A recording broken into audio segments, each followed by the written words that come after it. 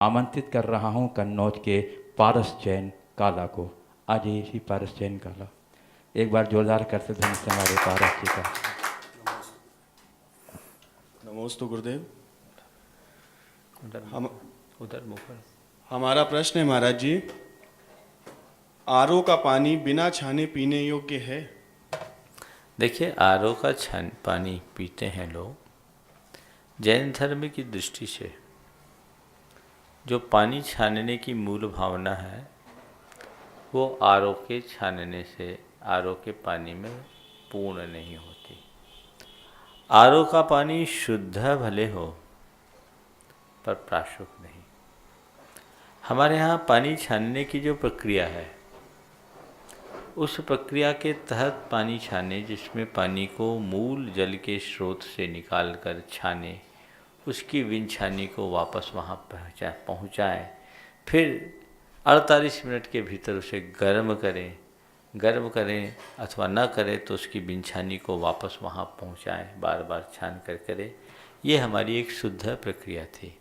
पानी छानने का उद्देश्य केवल अशुद्धि का निवारण नहीं, अपितु भावनात्मक करुणा का अनुपालन है कि इसमें रहने वाले यदि कोई क्षुद्र जीव हों तो वे सारे जीव अपने मूल स्थान पर चले जाएं। पानी छानने का प्रयोजन ये था। अब आरओ का पानी क्या होता है? आरओ का में जो आपका पानी आता है सीधे सीधे आपके टैंक से आता है, और टैंक से पानी आया, आरओ में छना, जो सूक्ष्म जीव थे वे कहाँ चले गए इसका पता नहीं। मानता हूँ कि जो पानी आप पी रहे हो वो पानी शुद्ध है लेकिन प्राशुक नहीं है। इसलिए अगर मुझसे पूछते हो तो आरओ का पानी शुद्ध जैनी के लिए पीने लायक नहीं है। हाँ, यदि ऐसा कोई सिस्टम हो कि आप पहले से पानी को छान ले, उसे विधिवत प्राशुक कर ले, फिर आरओ के सिस्टम में आप डालें और पानी प्यूरीफाई होकर के आप पिए तो कोई दोष नहीं है। कुछ लोगों ने ऐसा बनाया भी है पोर्टेबल आरओ, जिसमें डायरेक्ट पाइपलाइन से पानी ना आकर के बर्तन से पानी आता है, अलग बर्तन से उसमें पानी डालें और वो पानी शुद्ध होकर के निकलता है। यदि ऐसी विधि हो तो पानी पी सकते हैं, क्योंकि ये भी एक समस्या है कि वर्तमान में बहुत पानी जो है शुद्ध नहीं मिलता, आर्सेनिक पानी मिलता है, बीमारियां उत्पन्न होती है, पेट की शिकायतें लोगों को आने लगी है, और इसलिए प्राय आजकल हर घरों में आरओ का पानी चलन में आ गया है। चलन में आ गया है वो अपनी जगह है, लेकिन इससे जो हमारी जैन धर्म की जल गालन की मूल भावना है वो आहत होती है। इसलिए ऐसा कोई सिस्टम डेवलप करें जिससे आपके जल गालन की विधि भी पूर्ण हो जाए और आपको शुद्ध पानी भी उपलब्ध हो। पोर्टेबल ऐसा कोई आरओ डिजाइन हो, उस आरओ में उसे डाल करके पानी को निकाल ले, तो अगर उसके भीतर कोई ऐसे तत्व न मिलते हों जो पानी के प्यूरिफिकेशन में आते, इसको और ध्यान में रखना होगा कि उसके पूरे सिस्टम में आरओ में जो पानी प्यूरिफाई होता है कोई ऐसा रसायन या ऐसा कोई तत्व तो नहीं है या ऐसी कोई सामग्री तो नहीं है जो हमारे मूलभूत जैन धर्म के सिद्धांतों के विरुद्ध हो। तो आप उसको कर सकते हैं। जैसे मिक्सी से जूस निकालते हैं वैसी अगर प्रक्रिया उसमें हो और सूक्ष्म जीव उसमें उत्पन्न होने की संभावना न हो तो इसको लेने में कोई दोष नहीं है। नमोस्तु। साहिल जैन कन्नौज। महाराज जी नमोस्तु। उधर देख। महाराज जी, मेरा प्रश्न ये है कि हमारे जीवन में नकारात्मक चीज़ों को कैसे रोका जाए और उनकी सोच को कैसे बदला जाए। देखो, ये प्राय आजकल हर व्यक्ति इस प्रकार की समस्याओं से घिरा हुआ है। सकारात्मकता कम, नकारात्मकता ज़्यादा आती है। तो सबसे पहले ये देखिए कि नकारात्मकता की जड़ क्या है। नेगेटिविटीज बढ़ती है तब जब मनुष्य का आत्मविश्वास खोता है।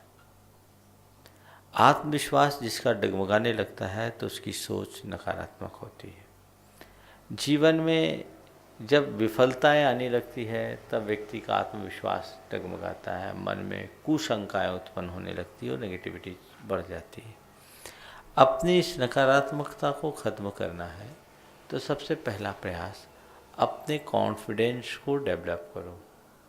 आत्मविश्वास को बढ़ाओ। दूसरी बात, अपने जीवन में विफलताओं से मन में घबराहट आती है तो उन लोगों के जीवन चरित्र को पढ़ो जिनने अपने जीवन में बड़ी सी बड़ी विफलता का हुए बहुत सहजता से झेला है और सफलता के शिखर पर पहुँचे हैं, जिनने विपत्ति में भी संपत्ति प्रकट की है, उनके जीवन आदर्शों को पढ़ो जिससे हमें प्रेरणा मिले।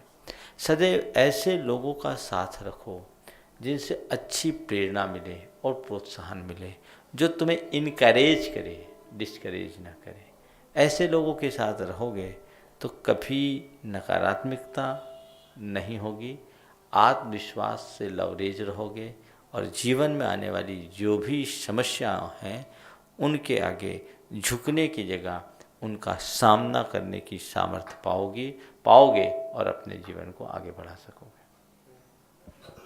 पंडित राहुल शास्त्री मणदेवरा, जो सांगानेर संस्थान से शास्त्री प्राप्त किया है। आइए पंडित राहुल जी शास्त्री। महाराज श्री, विद्वानों की श्रृंखला जैन धर्म में कब से प्रारंभ हुई और एक विद्वान की समाज में क्या आवश्यकता होती है?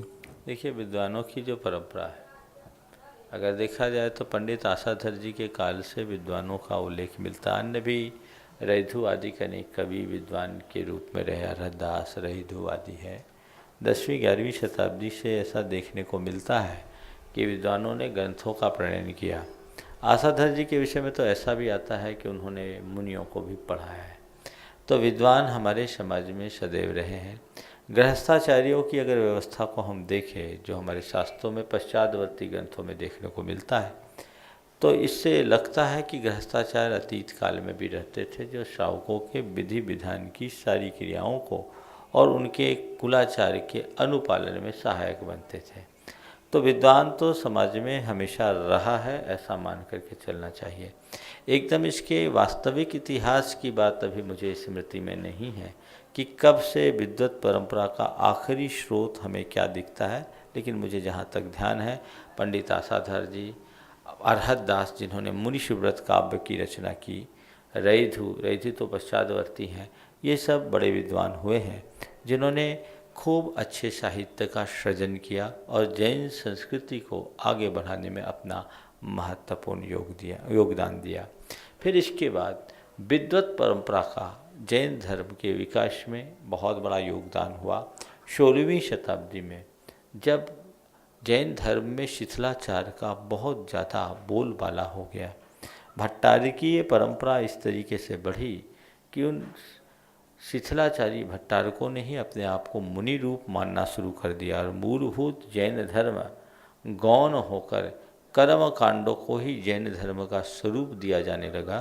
तब पंडित बनारसी दास जी ने, जो आगरा में उत्पन्न हुए, एक आंदोलन चलाया, 13 पंथ आंदोलन, यानी 13 प्रकार के चारित्र का निर्दोष पालन करने वाले मुनियों को अपना गुरु मानने वालों का पंथ। उससे समाज में बहुत बड़ा परिवर्तन आया और उसका ये नतीजा रहा कि उत्तर भारत से भट्टारकों के पांव उखड़ गए। भट्टारकों की जो स्थिति थी, कई जगह सामंती मनोवृत्ति की थी। उससे हमारे समाज को, यद्यपि भट्टारक परंपरा से समाज को काफ़ी लाभ भी मिला, लेकिन कुछ ऐसे पहलू हुए जिससे समाज को भारी नुकसान का सामना करना पड़ा। तो ये सब चीज़ें हुई, तो इससे एक परंपरा में शुद्धिकरण की प्रक्रिया हुई। उसके बाद पंडित तोडरमल जी, फिर पंडित राजमल जी आदि आदि अनेक विद्वान हुए और ये विद्वत परंपरा इस काल में बहुत सारी विद्वत परंपरा हुई जिनने साहित्यों की रचना की। वर्तमान में 20वीं शताब्दी में पंडित गणेश प्रसाद जी वर्णी के निमित्त से शाद्वाद महाविद्यालय की स्थापना हुई। गुरु गोपाल दास वरैया ने मुरैना के विद्यालय की स्थापना की। इन विद्वानों ने जैन धर्म और संस्कृति के उत्थान में अपना बहुत बड़ा योगदान दिया। इनके काल में हमारे सभी ग्रंथों का हिंदी में अनुवाद हुआ, व्यवस्थित ढंग से संपादन हुआ, उनका प्रकाशन हुआ। जैन धर्म और दर्शन पर शोध और खोज हुए। हमारे इतिहास को ठीक ढंग से लिखा गया, जाना गया, समझा गया। देश देशांतरों में विश्व स्तर पर धर्म की प्रभावना का ये जो श्रेय जाता है, ये पंडित परंपरा को जाता है। इस बात को स्वीकार करने में किसी भी प्रकार का संकोच नहीं किया जा सकता। विद्वत परंपरा की जैन संस्कृति को ये एक बहुत बड़ी देन है। ये विद्वान नहीं होते तो आज जैन धर्म कहीं नहीं होता। इन विद्वानों ने 20वीं शताब्दी में शास्त्रार्थ भी किए और अनेक शास्त्रार्थों में जैनियों को जीत दिलाए। सन 1922 में जो आखिरी शास्त्रार्थ हुआ था अम्बाला में, विद्वानों का एक संघ बना हुआ था, जैन संघ, मथुरा 84 उसका मुख्यालय होता था। और पंडित राजेंद्र प्रसाद जी के नेतृत्व में जैन संघ के द्वारा एक शास्त्रार्थ चल रहा था, आखिरी शास्त्रार्थ था, जिसमें इधर से पंडित राजेंद्र प्रसाद जी, डॉक्टर पंडित जगनमोहन लाल सिद्धांत शास्त्री जैसे विद्वान थे, और उधर कर्मानंद जी एक आर्य समाजी विद्वान थे। उनके नेतृत्व में ये पूरा का पूरा शास्त्रार्थ चढ़ा था अम्बाला में, और वो आखिरी शास्त्रार्थ था जिसमें जैनियों की जीत हुई थी। फिर शास्त्रार्थ बंद हुआ। तो ये जैन धर्म की प्रभावना में विद्वानों का बहुत महत्वपूर्ण योगदान रहा। लेकिन वर्तमान में वो पंडित परंपरा लुप्त हो गई, डॉक्टर परंपरा प्रारंभ हो गई। कुछ विद्वान आज भी शोध खोज करते हैं, बड़े मनीषी विद्वान हैं, लेकिन वर्तमान में हमारे विद्वानों के उस आचरण में भी गिरावट आई। यद्यपि इसमें समाज भी कहीं ना कहीं दोषी है, क्योंकि समाज को विद्वानों को जिस तरीके से प्रश्रय देना चाहिए था वो प्रश्रय नहीं दिए, और अर्थकरी विद्या होने के कारण विद्वानों का भी सोच उस तरह हो गया। चूँकि सारे सामाजिक मूल्य अर्थ केंद्रित हो गए, तो हमारे विद्वानों का भी सोच उसी तरीके से बढ़ गया। फिर धीरे धीरे विद्वान या तो कर्मकांडी हो गए या पूरी तरह से प्रोफेशनल हो गए।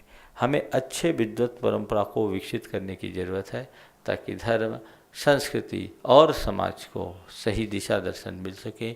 जहाँ मुनिजनों का सद्भाव ना हो, वहाँ तो विद्वान ही समाज को सही मार्ग बता सकते हैं।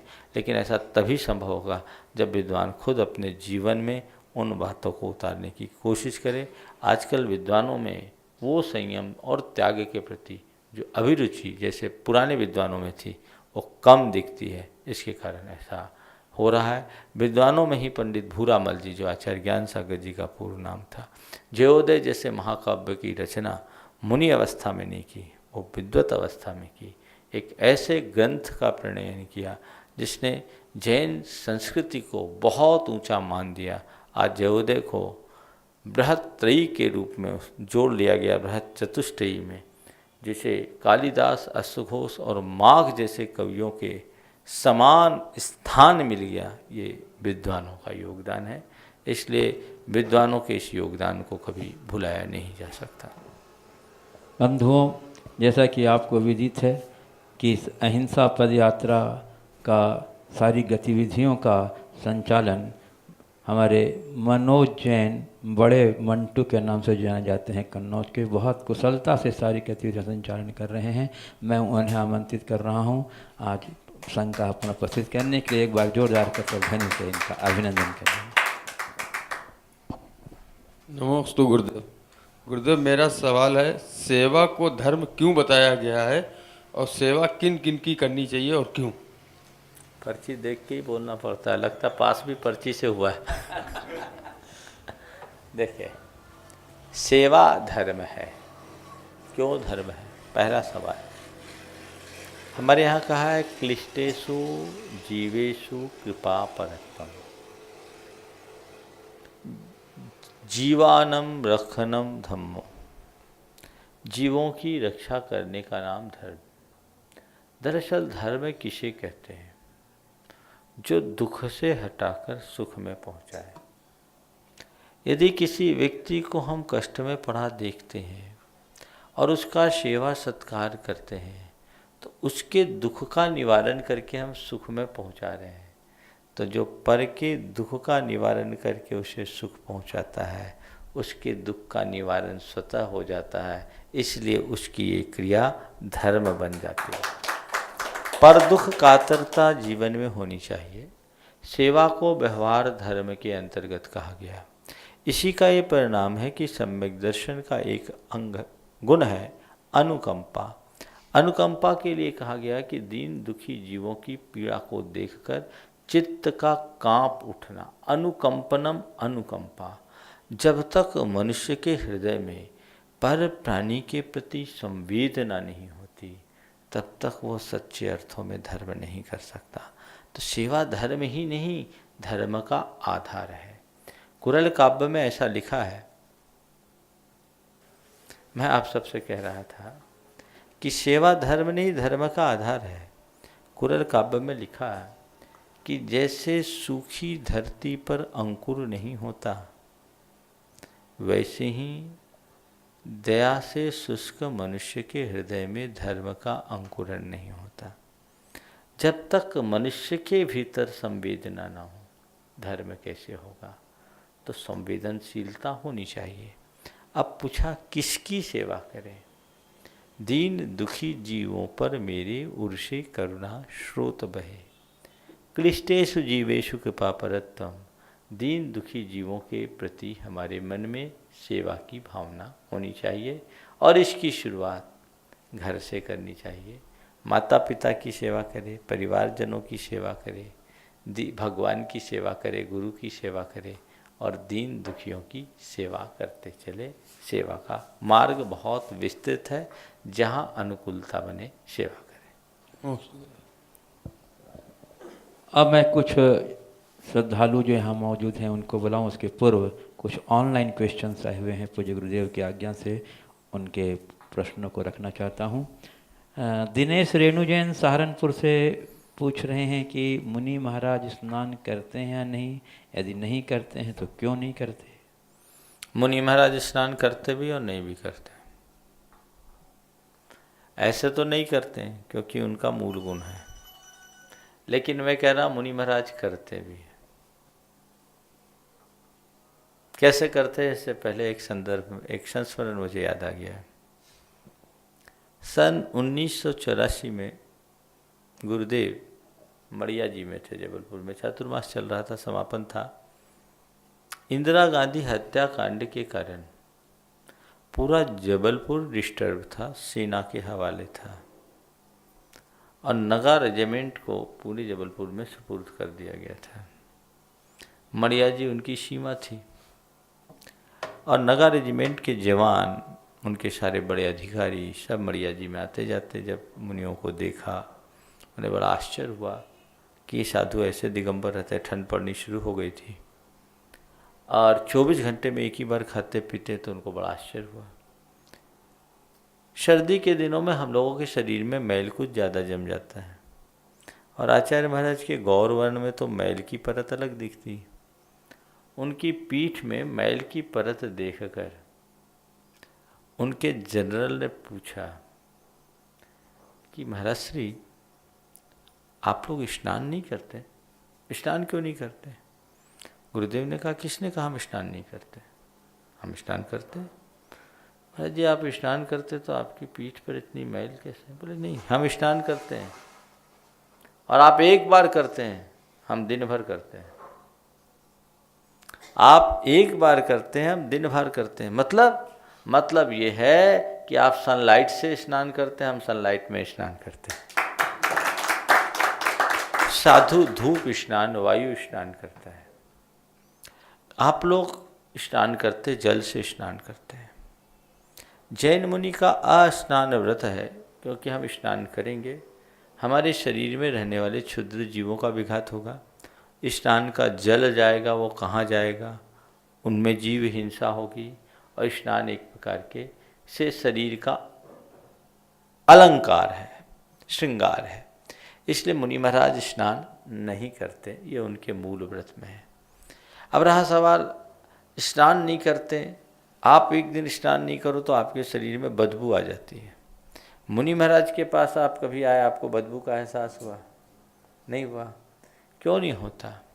इसलिए कि आपके शरीर में कपड़े हैं, और कपड़ों के कारण आपके शरीर में बदबू आती है, और हम लोगों के शरीर में निरावरण होने के कारण वायु से और धूप से शुद्धि हो जाती है, इसलिए किसी भी प्रकार की बदबू नहीं आती। धूप स्नान और वायु स्नान मुनि महाराज करते हैं, जल स्नान मुनि महाराज कभी नहीं करते। पूज्य गुरुदेव, परिणीता कर्नावट इंदौर से पूछ रही हैं कि एक व्यक्ति गलत काम करके भी प्रशंसा प्राप्त कर लेता है, जबकि दूसरा अच्छा काम करके भी आलोचना का पात्र बन जाता है, ऐसा क्यों? गलत काम करने वाला प्रशंसा प्राप्त कर सकता है, पर प्रसन्नता प्राप्त करे इसमें संशय है। और अच्छा काम करने वाला आलोचना भले पाए पर आकुलता नहीं पाता। तो मैं ये कहता हूँ कि गलत काम करके प्रशंसा पाने के बाद भी यदि प्रसन्नता खोती है तो काम कभी अनुकरणीय नहीं है। और अच्छा काम करने के बाद आलोचना के बाद भी यदि आकुलता नहीं होती तो वो सदा करणीय है। हम कोई अच्छा काम करें ये मेरा पुरुषार्थ है, दुनिया उसे अच्छा माने ये मेरा भाग्य है। किसी किसी की पुण्याई तीव्र होती है जो गलत करके भी प्रशंसा पा जाते हैं, लेकिन कितने दिन तक, आज नहीं कल भेद खुलेगा। और जब भेद खुलेगा, असलियत प्रकट होगी, तो फिर उनकी स्थिति बड़ी गंभीर हो जाएगी। तो ये असलियत नहीं है। इसलिए अगर कोई गलत काम करके भी प्रशंसा पाए तो ये सोचकर कि गलत काम करने से प्रशंसा होती है, भूल करके भी गलत काम मत करना, क्योंकि ये जीवन की महागलती होगी। पूज्य गुरुदेव, पंकज जैन छपरा से पूछ रहे हैं कि क्या व्रती नदी सरोवर में तैर सकता है? व्रती को नदी सरोवर में नहीं तैरना चाहिए। नदी में तैरने से जलकायिक और अन्य तरह जीवों की भी विराधना होती है। इसलिए तैरना की जगह स्नान करना हो तो जल के स्रोत से पानी को निकाल कर विधि पूर्वक छान कर उसकी जीवानी कर बाहर आप स्नान करें, यही उत्तम मार्ग है। सरिता जैन हैदराबाद से पूछ रही हैं, प्रतिमा किसे कहते हैं, इसका क्या स्वरूप है? क्या आज के आधुनिक परिवेश में इनका अनुपालन संभव है? प्रतिमा शब्द आपने कहा, ये मेरे साथ एक बार बड़ी ट्रेजेडी बन गई। शायद मैंने पहले भी बोला, बहुत पहले की बात है। जब मैं संघ में नया नया आया था, ब्रह्मचारी था, मैं जानता नहीं था कि प्रतिमा क्या होती। तो एक चौके में भोजन करने के लिए गया। एक व्रती महिला ने मुझे बुलाया था, अम्मा थी। मैं गया, जैसे चौके में पहुंचा, पूछा, काय त्यागी जी कितनी प्रतिमा धरे हो? मैंने सोचा प्रतिमा तो भगवान को बोलते। मैंने कहा मेरे पास तो एक भी प्रतिमा नहीं है। एक और प्रतिमा नहीं तो कैसे त्यागी हो? बड़ी झेप हुई। चुपचाप भोजन कर लिया। भोजन करके गुरुदेव के चरणों में गया। गुरुदेव, वो प्रतिमा कहाँ से मंगवानी है? कौन सी प्रतिमा? बोले महाराज जी, आज भोजन करने के लिए गया था, तो एक अम्मा जी ने कहा कि एक और प्रतिमा नहीं है। तो पूरी घटना सुनाई और कहा कि अम्मा जी ने कहा कि एक और प्रतिमा नहीं तो कैसे त्यागी? हमको तो किसी ने बोला नहीं, आप बता दीजिए क्या करना है। गुरुदेव बहुत ज़ोर से हंसे। बोले कोई प्रतिमा को बुलाने की ज़रूरत नहीं है, यहाँ उस प्रतिमा की चर्चा नहीं है। ये प्रतिमा का मतलब श्रावकाचार्य की क्रमोन्नत श्रेणियाँ हैं। श्रावक अपने आचार्य की विशुद्धि को बढ़ाते हुए व्रतों के मार्ग में जैसे जैसे आगे बढ़ता है, वैसे वैसे उसकी प्रतिमाएं बढ़ती जाती है। प्रतिमा 11 होती है, पहली प्रतिमा से लेकर 11 उनके अलग अलग नाम हैं। उन नाम को ही पहली प्रतिमा, दूसरी प्रतिमा, तीसरी प्रतिमा आदि कह दिया जाता है। क्या आज के आधुनिक परिवेश में इनका अनुपालन संभव है? क्यों नहीं? आज के युग में, क्या हर युग में प्रतिमाओं का स्वरूप इस तरीके से निर्धारित किया गया है कि कोई भी व्यक्ति हर देश काल में अपने गार्हस्थ्यिक दायित्वों का अच्छे ढंग से निर्वाह करते हुए क्रमशः आगे बढ़ सकता है और अपनी प्रतिमाओं का पालन कर सकता है। आज भी संभव, क्या पूर्णतः संभव है, और लोग विधिवत पालन कर रहे हैं। इसलिए कहने की जरूरत नहीं, आपको उसके उदाहरण है। श्रीमती चंद्रकला पाटनी रांची से पूछ रही हैं, गुरुदेव, कि जीवन में मौन साधना का क्या महत्व है? जीवन में मौन साधना सच्चे अर्थों में देखा जाए तो मौन ही साधना है।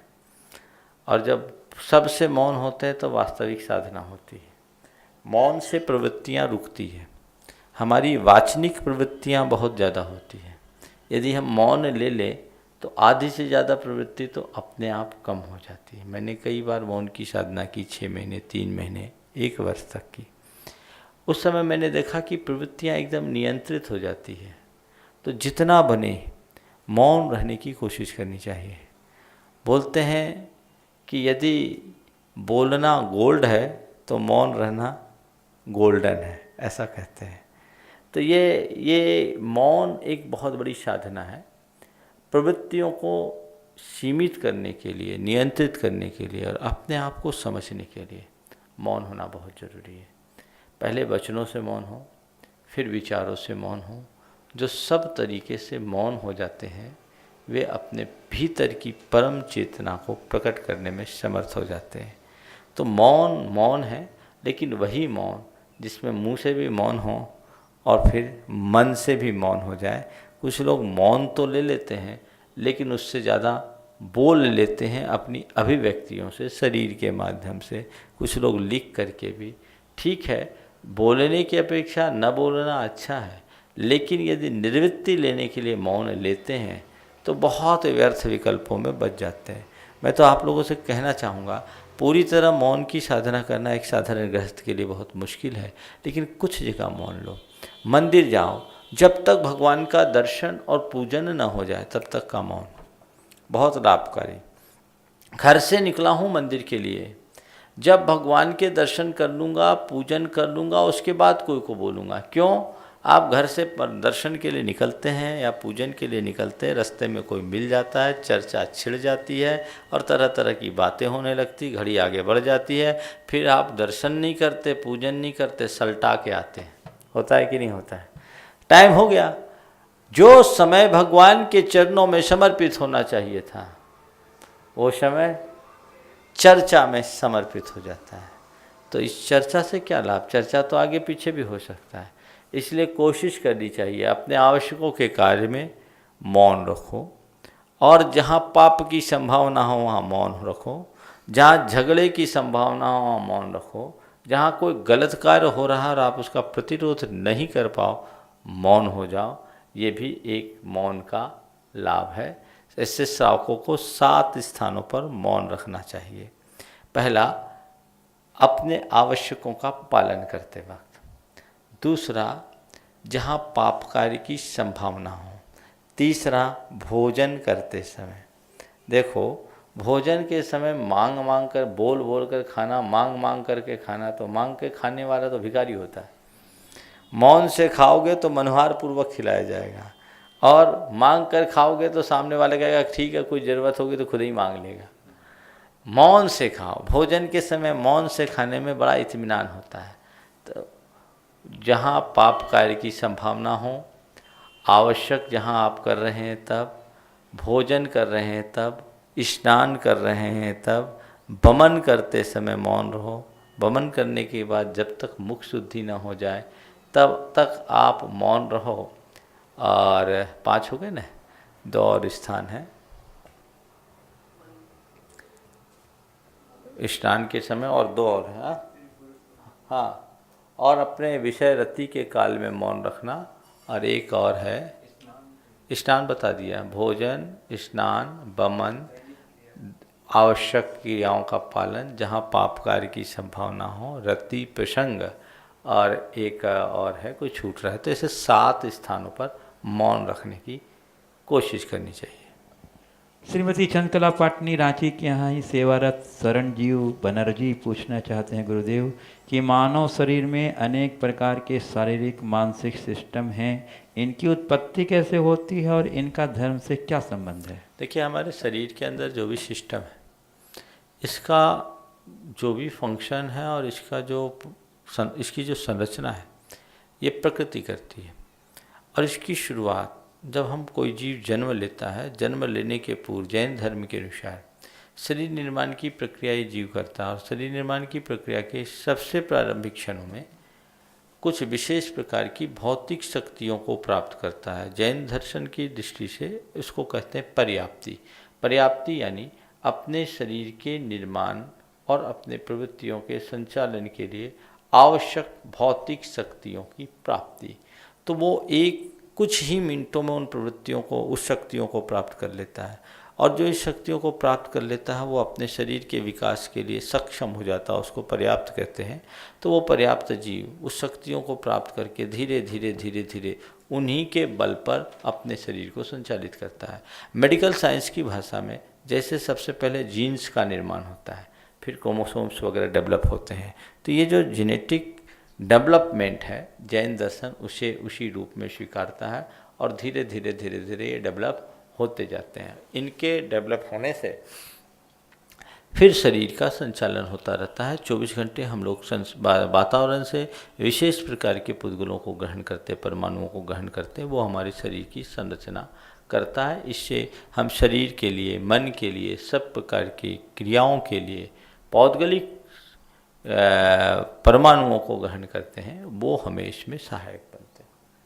रांची से एक श्राविका पूछ रही हैं, गुरुदेव की विशेष विधान पूजा शुक्ल पक्ष में ही किया जाता है या कृष्ण पक्ष में भी किया जा सकता है? मैं तो ये कहता हूँ, जो विधान करता है उसके जीवन का शुक्ल पक्ष से शुरू हो जाता है। आप शुक्ल पक्ष में करो तो और कृष्ण पक्ष करो तो भगवान की पूजा आराधना से अशुभ अमंगल दूर होते हैं। ऐसे कहा जाता है कि शुक्ल पक्ष में जब चंद्र बलि होता है ज्योतिष के नियमानुसार, तब शुभ अनुष्ठान का विशेष प्रभाव पड़ता है। मैं इस पर बहुत ज़्यादा मतलब आग्रह नहीं रखता। मेरा तो कहना है कि भगवान की पूजा से ही अशुभ अमंगल टूटता है। जब और जगह में हम कमज़ोर हों तो भगवान का नाम विशेष रूप से लेना चाहिए। कोई विशिष्ट अनुष्ठान आप करो तो उसके लिए मुहूर्त इसलिए देखा जाता है ताकि उस अनुष्ठान में विघ्न व्यवधान न हो। लेकिन भगवान की पूजा आराधना के लिए मुहूर्त क्या देखना? भगवान की पूजा आराधना से तो हमारे दुर्मुहूर्त टलते हैं। तो जब जी हो जाए भगवान की पूजा अर्चा करो, कृष्ण पक्ष में करो या शुक्ल पक्ष में। दूसरा, ज्योतिष शास्त्र की दृष्टि से भी विचार करें तो ज्योतिष शास्त्र के अनुसार कृष्ण पक्ष सर्वथा गलत नहीं और शुक्ल पक्ष सर्वथा अच्छा नहीं। शुक्ल पक्ष की 10वीं से कृष्ण पक्ष की 5वीं तक चंद्र बलि होता है और इन दिनों शुभानुष्ठान को विशेष प्रमुखता दी जाती है। गुरुदेव मोदी पंकज जैन पार्षद ललितपुर ये जानना चाहते हैं कि आजकल समाज सेवा एवं धार्मिक कार्यों में अग्रणी रहने वाले को तिरस्कार एवं हे दृष्टि से क्यों देखा जाता है? क्या कलयुग का असर है या सतयुग में भी ऐसा होता था? देखिए, समाज सेवा एक बहुत बड़ा व्रत है और सबसे पहली बात कि समाज सेवा करने वाले को इस भाव से समाज सेवा करनी ही नहीं चाहिए कि इससे मुझे सत्कार मिले। क्योंकि प्रायः ये देखा जाता है कि समाज सेवा करने वालों को जीते जी प्रशंसा नहीं मिलती, मरने के बाद प्रशंसा मिलती। और उसके आलोचक ज़्यादा होते हैं। आलोचक इसलिए ज़्यादा होते हैं क्योंकि वो काम करता है और जो काम करता है उसी से गलतियाँ होती हैं। हमारे समाज में गलतियों को पकड़ने वाले लोग ज़्यादा हैं, अच्छाइयों को प्रोत्साहित करने वाले लोग कम। तो कुछ लोग ऐसे होते हैं जो ऐसे लोगों की गलतियों को, कमजोरियों को पकड़ करके उनका ज़्यादा प्रचार प्रसार कर देते हैं, ढिंढोरा पीटना शुरू कर देते हैं और उससे समाज सेवक आलोचना के शिकार बन जाते हैं। तो इससे घबराना नहीं चाहिए। पहली कोशिश ये करनी चाहिए कि जो समाज की सेवा करते हैं वो राजनीतिक भाव से ऊपर उठकर विशुद्ध धर्म भाव से समाज की सेवा करे और लोगों की इस प्रकार की आलोचना प्रत्यालोचना को परिसह मान करके सहज भाव से सहन करे, सबको साथ लेकर चलने की कोशिश करे और सब कुछ अच्छा करने के बाद भी यदि समाज की तरफ से उसका अच्छा रिस्पॉन्स न मिले तो भी घबराए न, क्योंकि हम अच्छा कर रहे हैं इस बात की आत्मतुष्टि हमारी होनी चाहिए। जहाँ तक आपने पूछा है कि क्या ये सतयुग में भी होता था, मुझे नहीं मालूम, पर कलयुग में तो ये हो रहा है। और इस कलयुग में ऐसा होने के बाद भी यदि लोग अपने समाज सेवा के कार्य में जुटे हैं तो मैं इसे कलयुग का आश्चर्य ही मानता हूँ। बंधुओं, आप जानते हैं कि इलाहाबाद से लेकर के अभी तक लगातार अहिंसा पदयात्रा संघ में श्रीमती आरती जैन अतिथि समविभाग व्रत का बहुत ही तत्परता और भक्तिभाव संचालन कर रही हैं। मैं आज उन्हें आमंत्रित कर रहा हूं अपने संघ का जिज्ञासा उपस्थित रखने के लिए। श्रीमती आरती जैन, कन्नौज। नमोस्तु गुरुवर। गुरुवर, मेरा प्रश्न ये है कि आपने स्वाध्याय में बताया कि दुख के फल को भोगने की अपेक्षा सुख का फल भोगना ज़्यादा कठिन है, तो कृपया इसे थोड़ा विस्तार दीजिए। मैंने ये कहा था कि दुख में आकुलता तो होती ही है, सुख के फल में भी आकुलता होती है। निराकुलता पूर्वक सुख भोगना भी एक बहुत बड़ी तपस्या है। ये रोज के अनुभव की बात है। मेरा अनुभव तो ये बताता है कि कष्ट की घड़ी में आदमी अपनी सहन शक्ति को बढ़ाता है और उसे सह लेता है। दो शब्द है, एक दीनता और एक अभिमान। दीनता की अनुभूति कब होती है? जब मनुष्य हीनता का अनुभव करता है, अपने आप में जब कमी होती है, अभाव, अल्पता, विफलता, दुख की घड़ियाँ, ये मनुष्य को दीनहीन बनाती है। और अभिमान, जब मनुष्य के पास कुछ उच्च उपलब्धियाँ आ जाती है, औरों की अपेक्षा कुछ विशिष्ट उसे प्रकट हो जाता है, तो वो उसके मन में उसका अभिमान होता है। तो दीनता हो या अभिमान, ये दोनों हमारे मन की दुर्बलता है। दीनहीन व्यक्ति उतना दुखी नहीं होता जितना कि अभिमानी व्यक्ति होता है। अभिमान कब होता है? जब सुख होता है। और दीनता कब आती है? जब दुख होते हैं। दीन व्यक्ति तो चुपचाप निराश हताश हो भी जाए तो उसे अपने ज्ञान के बल पर, अगर थोड़ा समझदार है तो उसके बल पर उसे जीत सकता है और सहजता से झेल सकता है।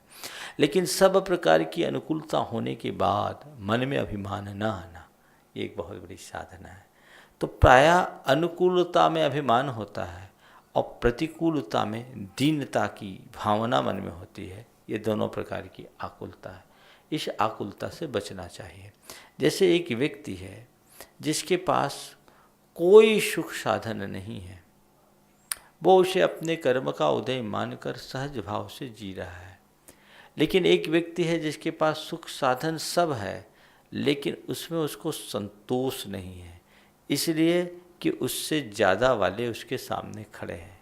तो वो अपनी उस उपलब्धि का भोग कर रहा है पर निराकुल नहीं। मैं एक उदाहरण देता हूँ।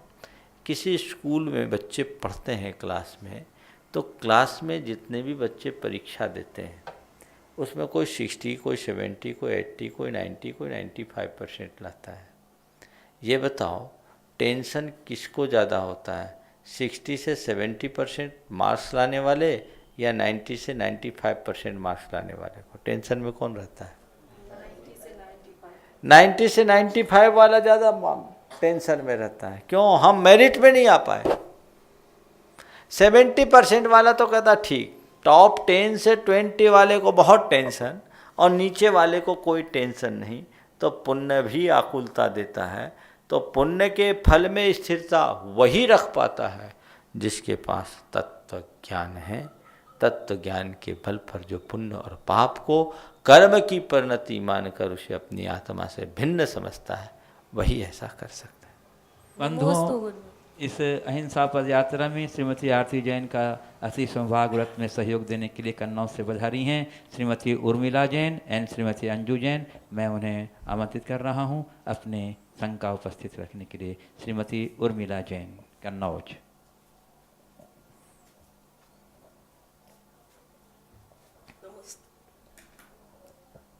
महाराज जी, मोक्ष मार्ग में बढ़ने के लिए बहुत ज्ञान की जरूरत होती है क्या?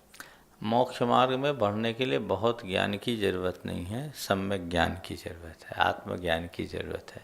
स्वपर का भेद विज्ञान हो जाए, अपने जीवन का क्या लक्ष्य है इसका ज्ञान हो जाए, मोक्ष मार्ग में सहजता से बढ़ा जा सकता है। श्रीमती अंजू जैन, कन्नौज।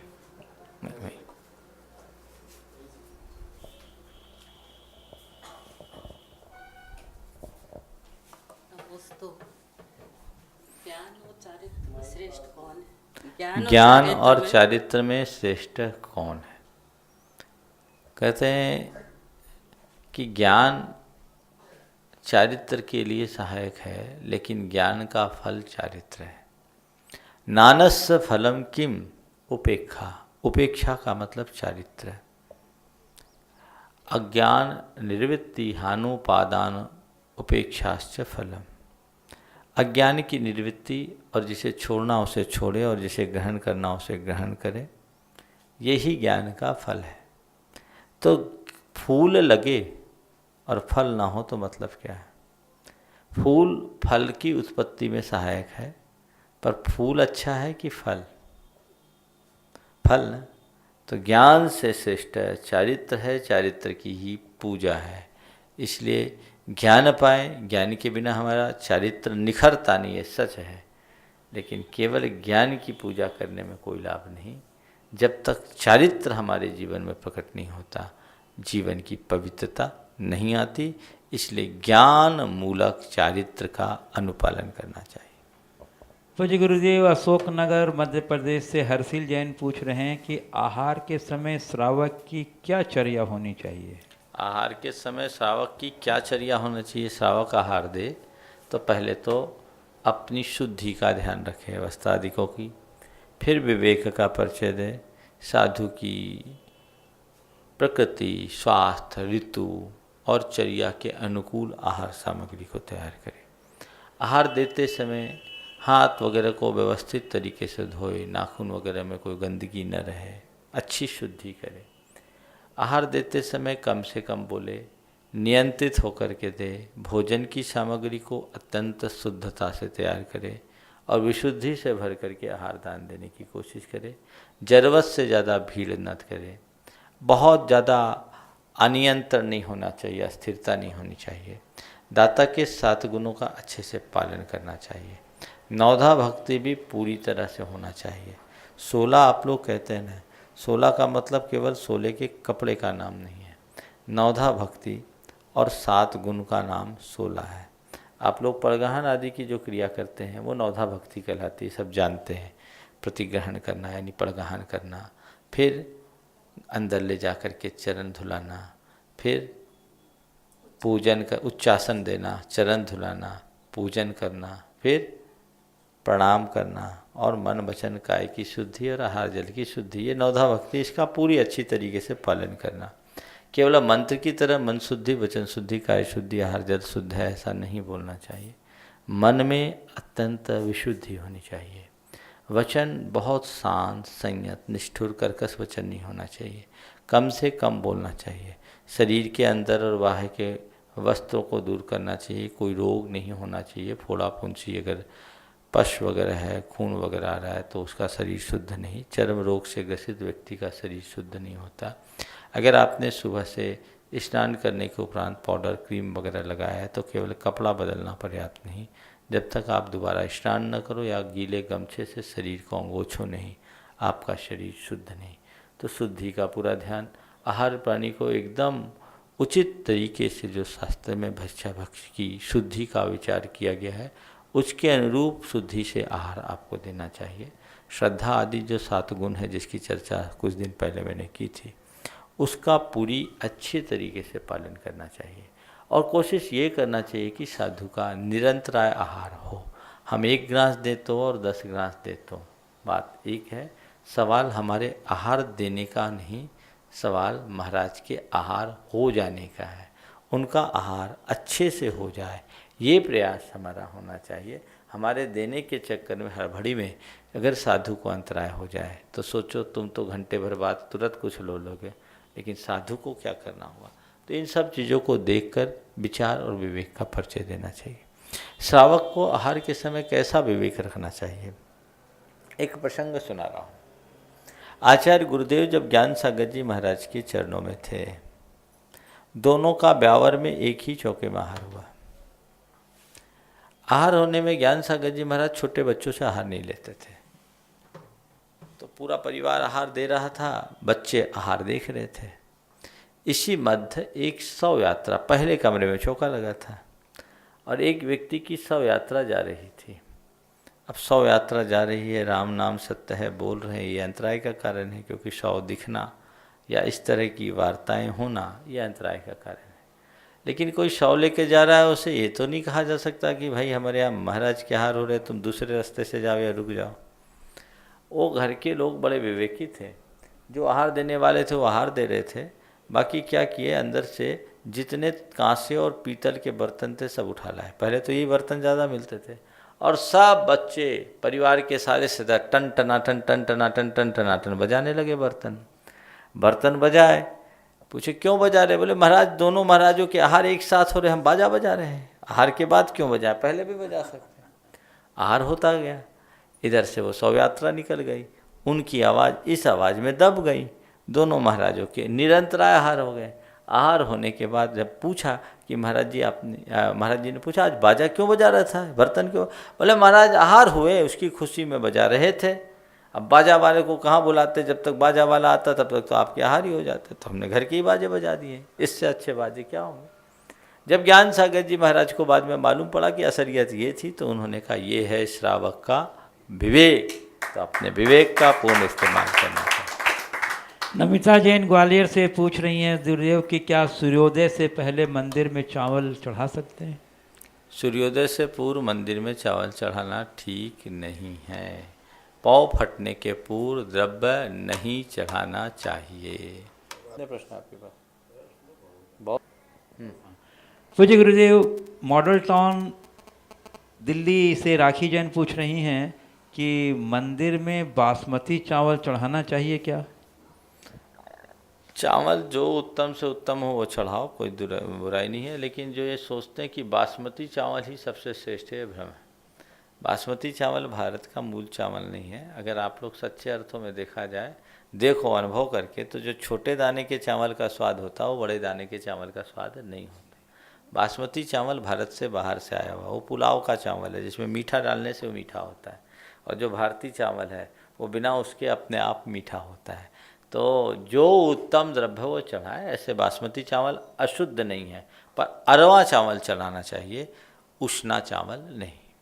पूज्य गुरुदेव, अंजू जैन दिल्ली से पूछ रही हैं कि मुनि महाराज जी तो खड़े होकर आहार लेते हैं, फिर पंच कल्याणक में भगवान का आहार पद्मासन प्रतिमा में क्यों दिखाया जाता है? देखिए, भगवान की प्रतिमा में जो आहारचर्या दिखाई जाती है, एक विधि न्याय के रूप में भगवान को बना लिए, ये तो एक कल्पना है और आरोपण है।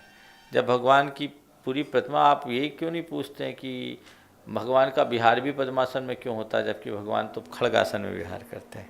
तो प्रतिमा है, उस प्रतिमा को हम संपूर्ण अरहंत मानते हैं और उस रूप में भगवान का आहार कराते हैं। लेकिन आपने देखा भगवान तो आहार करते नहीं, प्रतिमा भी आहार नहीं करती। उनके लिए आहार कराने का जो भाव किया जाता है वो प्रतिष्ठाचार के द्वारा कराया जाता है। और प्रतिष्ठाचार बगल में बैठ के आहार कराता कि खड़े खड़े कराता? समझ गए ना? तो ये कोई बात नहीं, ये शक्यानुष्ठान है।